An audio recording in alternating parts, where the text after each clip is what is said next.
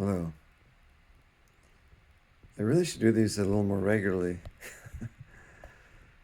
because there's so many things to share. But I had this kind of question of like, how do you know you're awake? Or what's awake? Or so really all there is awakeness. Everything's already awake. And so then what is not being awake? What is being asleep or being unconscious? Um,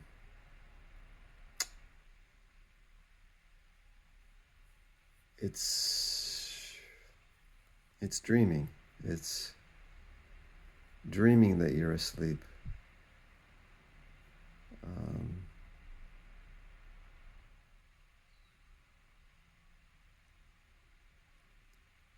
so I guess in a way it's really the same thing of like um,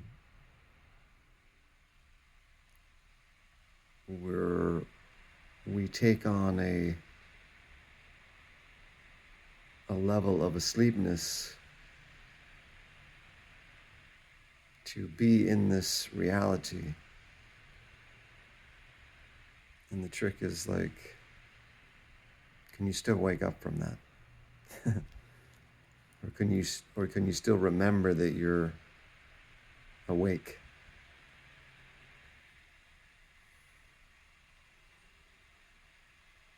Awakening is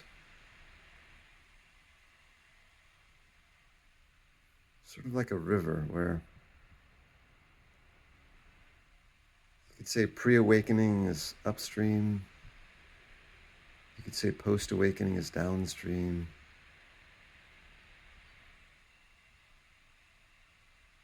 But it's not a static thing. It's not.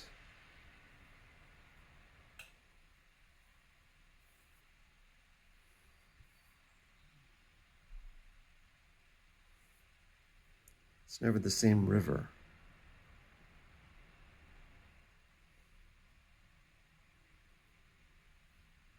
What am I trying to say here? I think it has to do with like, it's really clear to me now that awakening is the beginning.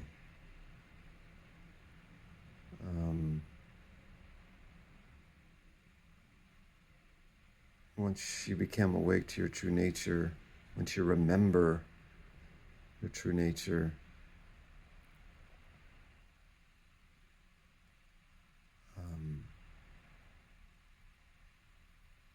it's really the start. I mean, you may have a honeymoon period,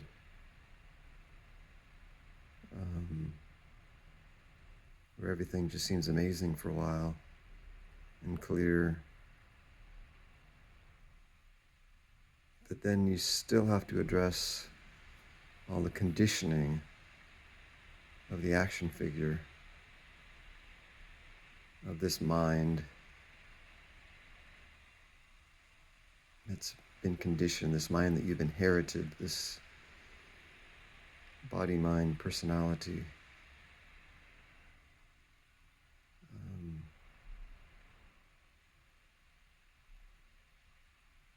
Werner Erhard called this your thrownness, the condition which the action figure finds itself in, what it's been stamped with.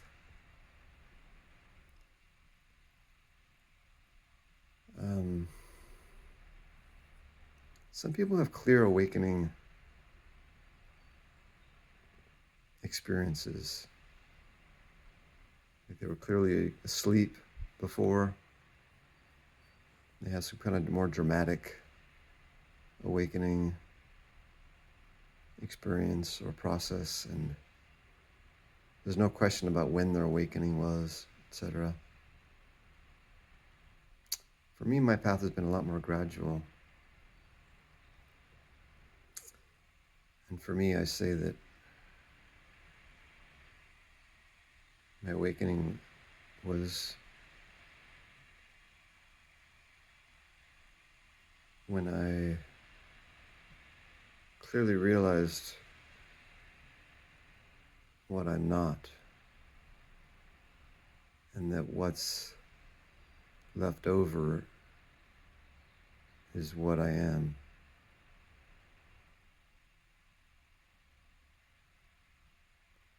Or more accurately,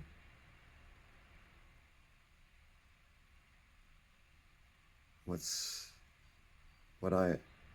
left over after subtracting what I am not is being me. It's not that I am that. It is me, or it is this. There's no identity in it. So in a way, I'm not really it. Okay, it is me, or it is being this. And I've had an abiding sense of that since then. So I would call that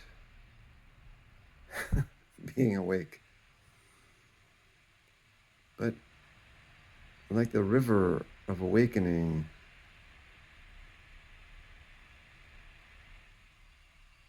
I mean, perhaps there's clear demarcations at the beginning and the end, like at the top of the mountain, that which creates a river. It's snowing, it's fiercely snowing, and maybe that's your life. Maybe that's everyday life, where you're just at the effect of things falling on you for years and decades. And maybe the river flows into the ocean. That's liberation. When consciousness itself returns to infinity.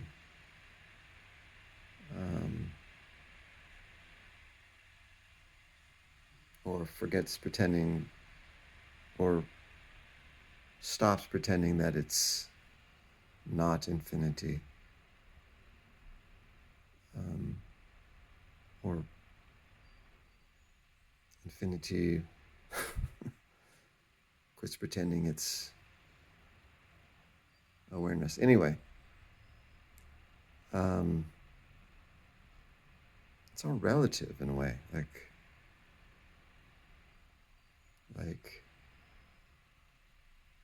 I probably had an awakening experience like over 25 years ago, because I've had this sort of strange, uncanny fear and numbness since then. So there may have been something that I glimpsed. I don't even remember what it was. But there may have been something that I glimpsed. In fact, I'm pretty sure there was something that I glimpsed then that my mind sort of quickly covered over. And I've been stuck with this sort of fear and hiding and numbness since.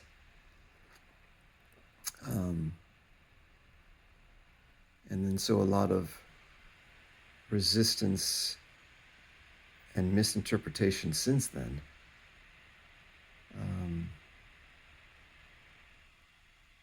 So what you call awakening is pretty relative for you. I could say now that, because since awakening is really just the beginning, I could say that, and you continue to wake up even more.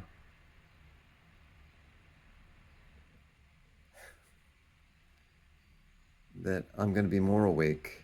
I'm more awake than I was a year ago, let's say. So it depends on what level you're looking at. Like, all there is awakeness, so you can't be any more awake.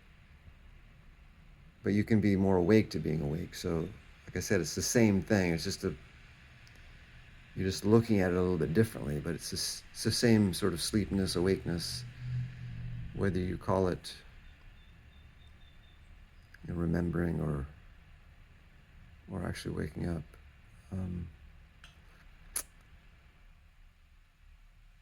Or not forgetting, or whatever. So why does it matter? Like, if all there is awakeness, then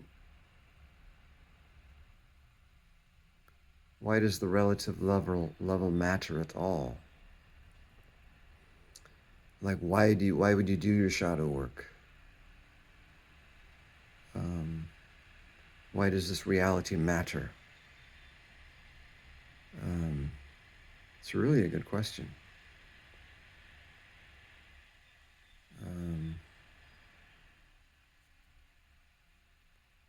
And the only thing I have on that is inspired by Carlos Castaneda's Don Juan, which is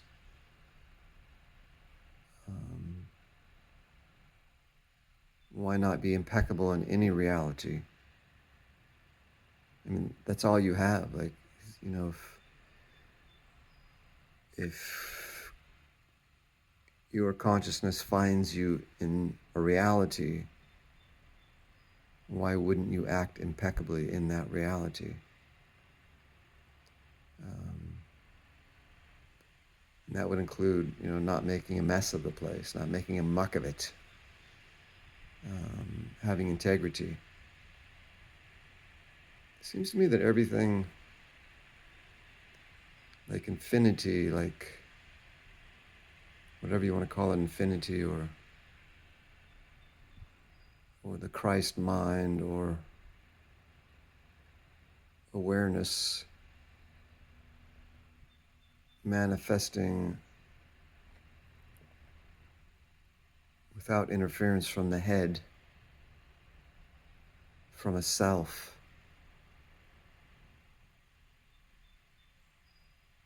In this reality,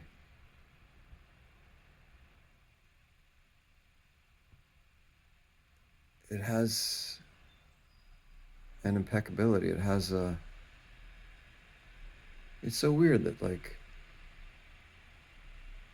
infinity allows for everything, so everything is as it is. And knowing that is freedom, is pure freedom. But it sounds like if it allows anything, then it also allows for murder, for example. And yet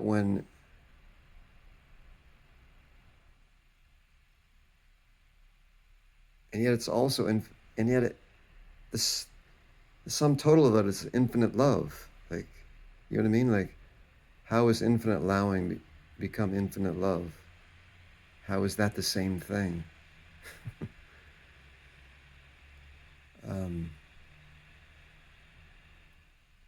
And so when infinity manifests impeccably in the human body,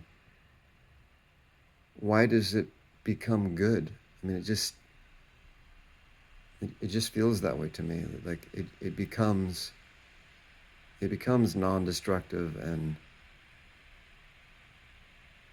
kind and helpful and caring.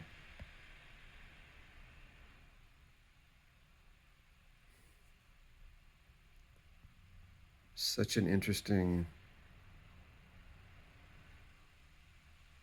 thing. Like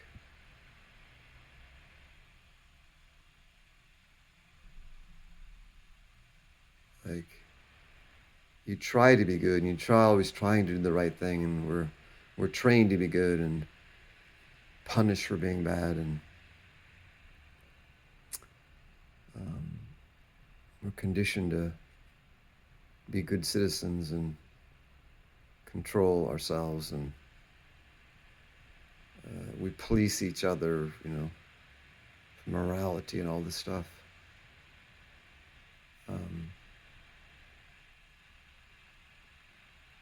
But without any human head interference, none of that is required. There's no need to infinity acts impeccably.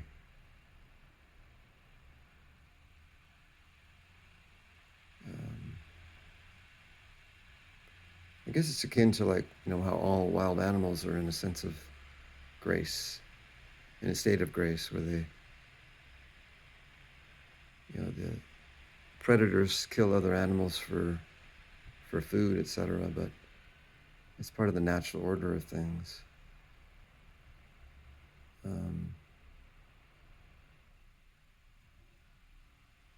But there's none of the complex mind games the human head revels in, gets off on, and makes everything ugly. It's all ugliness stems from the human head, the self, the man-made self. Without it, there is only grace and impeccability.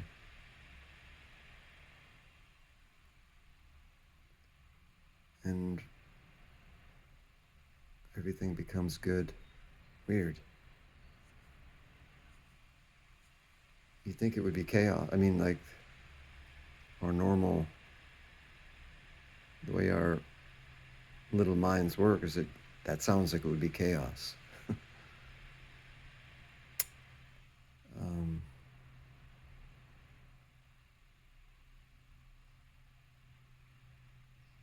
and that also could just be an interpretation. Like,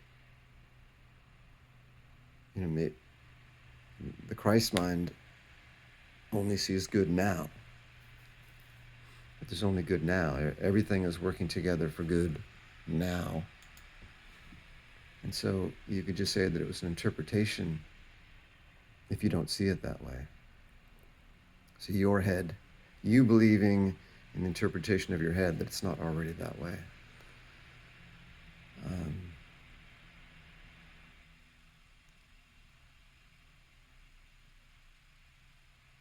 But it doesn't feel that way.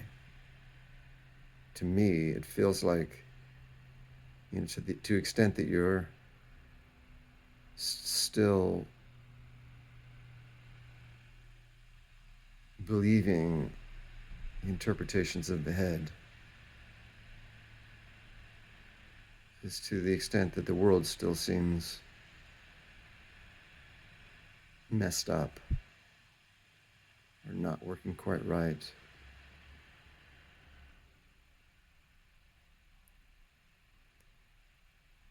And it's a weird combo because as infinity expressing through a human form becomes more impeccable, its actions do change. It seems like a paradox that, a self-centered person would become less self-centered and more kind as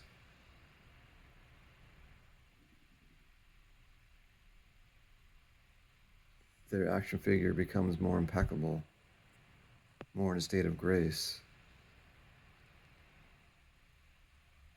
And yet at the same time, on some level, it was already that way. They were. So you see the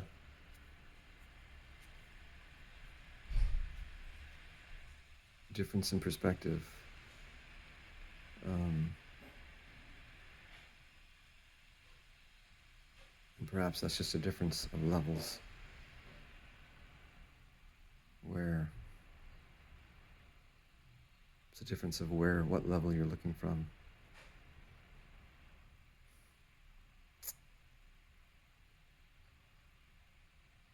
Okay, I've rambled a bit. But hopefully there's something in there that's clear. It's some fascinating